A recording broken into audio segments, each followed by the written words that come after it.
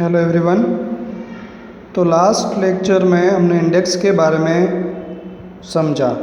अब आज ये यूनिट के अंदर हम यूनिट 6 से यानी कि जो जनन यूनिट है उसके जो चारों चार अध्याय है, जिसमें पहला अध्याय है जीवों में जनन, दूसरा है पुष्पी पादपों में लैंगिक प्रजनन, अध्याय तीसरा है मानव जनन, अध्याय चौथा है जनन स्वास्थ्य। तो ये चारों चार यूनिट के बारे में हम ये इकाई के अंदर पढ़ने वाले हैं। तो इकाई को स्टार्ट करते हैं कि जीव विज्ञान, जो आप सबको पता है कि जीव विज्ञान के अंदर तरह तरह के जीव प्राप्त होते हैं और जीते हैं और वो मृत्यु भी उसकी होती है। तो ये यूनिट में हमें ये पढ़ना है कि ये जो जनन की जो प्रोसीजर है वो कोई भी जीव के लिए क्यों ज़रूरी है, उससे होता क्या है, उसके प्रकार कितने हैं, वो कैसे कैसे नए नए सजीव को हमारे सामने कैसे कैसे वो एग्जिस्टेंस के लिए वो उपयोगी है। तो ये यूनिट जो है वो एग्ज़ाम के हिसाब से इजी है। तो जहाँ जहाँ पे मैं आपको बताऊँ वो उसके बारे में आप ध्यान से जब भी आप पढ़ने बैठो तब उसका रिवीजन अच्छे से करना। दूसरी बात कि हो सके तो लिख के पढ़ना चाहिए ताकि आपको लंबे समय तक ये याद रहे। तो स्टार्ट करते हैं कि जीव विज्ञान पृथ्वी पर जीवन की गाथा या कहानी का सार या निचोड़ है। तो वैसे देखें तो आप टेक्नोलॉजी को निकाल दो पूरी पृथ्वी में से, तो सबसे ज़्यादा आपको पृथ्वी पर क्या मिलेगा, तो आप बोलोगे जीव मिलेगा। उसके बाद है कि यद्यपि व्यष्टि जीव का निश्चित रूप से अंत होता है, वहीं प्रजातियां लाखों वर्षों तक अस्तित्व में रहती है जब तक कि उन्हें प्राकृतिक तथा मानवोद्भवी विलुप्त के खतरे की आशंका नहीं होती।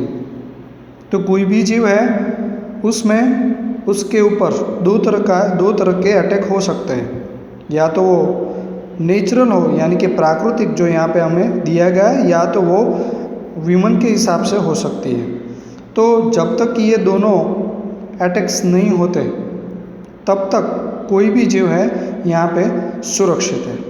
उसके बाद जनन एक प्रकार से जीव संबंधी प्रक्रिया का रूप ले लेता है जिसके बिना प्रजातियां लंबे समय तक जीवित नहीं रह सकती। यानी कि जनन ही एक ऐसी प्रक्रिया है जिसकी वजह से कोई भी जीव जो है वो जीवित रह सकता है।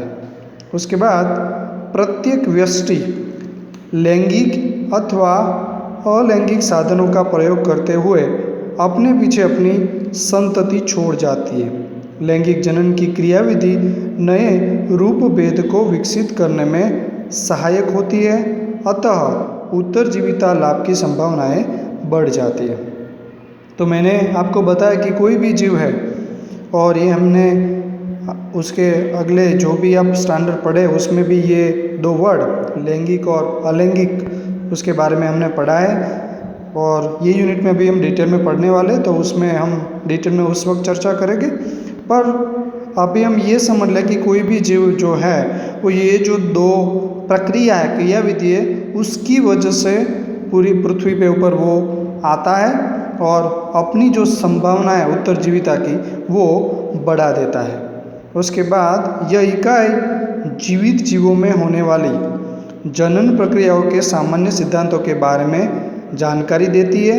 यानी कि जो भी सजीव जो भी जीव यहाँ पे होता है तो उसके जनन की विधि को हम समझ ले तो उसके बारे में भी हम समझ सकते हैं। तथा पुष्पीय पादप यानी कि हम प्लांट की बात करें तथा मानव में भी इस प्रक्रिया को उनसे संबंध उदाहरणों सहित व्यापक रूप से समझाती है। यानी कि हम ये तीनों को समझ लें तो यानी कि जनन की प्रक्रिया को समझ ले तो ये जीव जो है वो किस तरह से जीते हैं उन सब के बारे में हम समझ सकते हैं। मानव जनन स्वास्थ्य तथा जनन के जीव विज्ञान को समझने तथा जनन संबंधी बीमारियों से किस प्रकार बचा जा सकता है पर सापेक्ष महत्व प्रस्तुत किया गया है। यानी कि हमें पता है कि जनन के साथ साथ कई सारे जो स्वास्थ्य के हिसाब से बीमारियां भी जुड़ी हुई है, तो जनन को जान लेने से जीव के अंदर ये जो जनन संबंधी बीमारियां उत्पन्न होती है उसे कैसे रोक सकते हैं, और उसके बारे में जानने से नए नए साइंस के तरीके से हम नए नए मेडिसिन और उसके ऊपर एक्सपेरिमेंट भी कर सकते हैं। उसके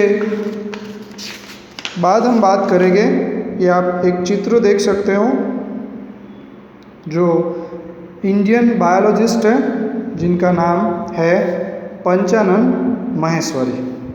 ये यूनिट के अंदर हम बात करें यानी कि इंडिया की बात करें तो जनन में सबसे ज़्यादा जो रिसर्च हुआ है उसमें इनका सबसे बड़ा है।